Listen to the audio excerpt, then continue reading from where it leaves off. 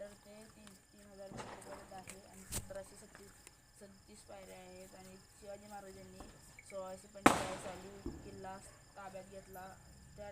त्यावेळेस त्या किल्ल्याचं नाव होते मुरुंबदेवाचा डोंगर. आणि त्याच्यातनं जी म्हणजे लूट भेटली, खजाना भेटला, त्याने त्या किल्ल्याची मरम्मत करून राजगड हा स्थापित केला. काय होता राजगड?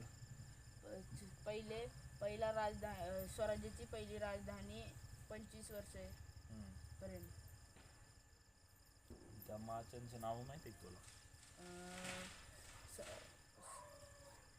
सोवेरा माची,